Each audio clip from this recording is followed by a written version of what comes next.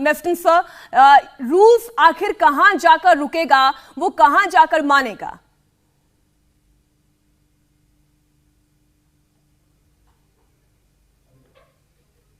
Sir आपकी आवाज नहीं आ पा रही, क्या म्यूट कर रखा है आपने ऑडियो?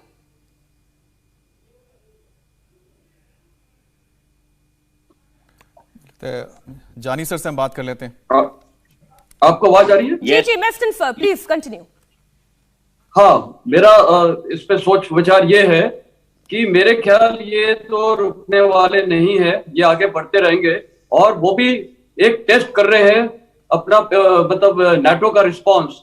और नाटो का रिस्पांस आज की तारीख में मिलिटरीली जीरो है। यूक्रेन में रिस्पांस दो प्रकार के हो सकते हैं, एक बूट्स ऑन ग्राउंड, वो तो खैर कभी नाटो करेगा ही नहीं क्योंकि बॉडी बैग्स तो उनकी कंट्री में जब जाएंगे तो वो बिल्कुल ही उनके लिए खिलाफ हो जाएगा।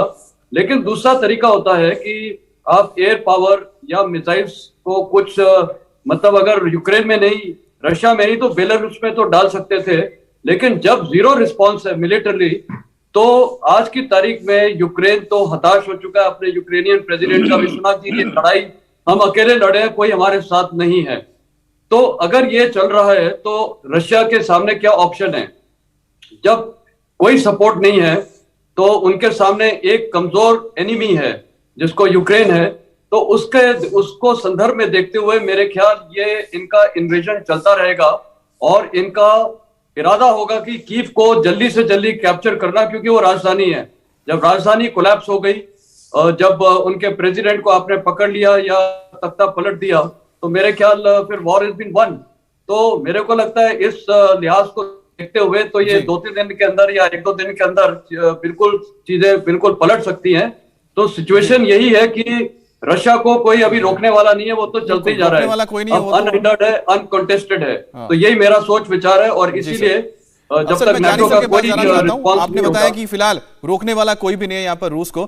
जानी सर एक बात बताइए कि जो अभी हमें खबर मिली है उसमें बताया गया है कि व्हाइट हाउस को यानी कि जो बाइडेन को बताया गया है कि कीव से महज करीब 30 किलोमीटर की दूरी पर रशियन फोर्सेस पहुंच चुकी हैं।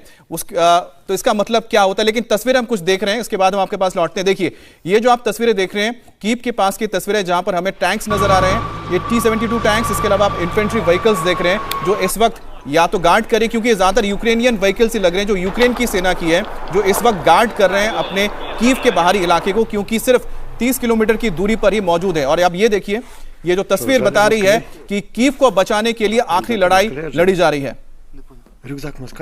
तो ये तस्वीर हम आपको दिखा रहे हैं। ये तो आप बहुत ही डार्क तस्वीर है, इस वजह आप ज्यादा देख नहीं पा रहे होंगे, लेकिन अब देख सकते हैं कि रात के अंधेरे में भी अब धीरे धीरे वहां सुबह होने लगेगी, क्योंकि अब जो तस्वीर आप देख रहे हैं ज्यादा ताजा तस्वीर है, जहां पर आपको देखिए कुछ कॉम्बैट व्हीकल्स हैं जो तबाह किए गए हैं, उसकी तस्वीर नजर आ रही है। और जनरल जानी सर से भी हम इस पर रिएक्शन ले लेते हैं। सर इन तस्वीरों को आप भी देख रहे हैं, लगातार गोलाबारी हो रही है कि रिटेलिएट।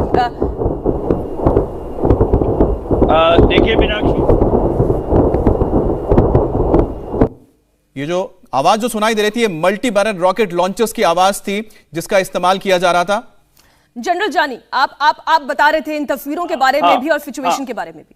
मीनाक्षी, पहली बात तो जो आपने फिगर्स बताए कि यूक्रेन के 137 जवान हताहत हुए हैं और रशिया के 800 हताहत हुए हैं, और जो आप फिगर्स दे रहे थे टैंक्स की और हवाई जहाज की, उस पर मैं बिल्कुल विश्वास नहीं करता हूं, क्योंकि देखिए हमला तो रशिया ने किया है, हमलावर वो है, उसका रिटेलिएशन और ऑपोजिशन कुछ हुआ ही नहीं है। और फिर भी हम कह रहे हैं कि 8 गुना लोग जो हैं वो रशिया के कैजुअल्टी हो गए हैं। ये बात कुछ समझ में नहीं आती है।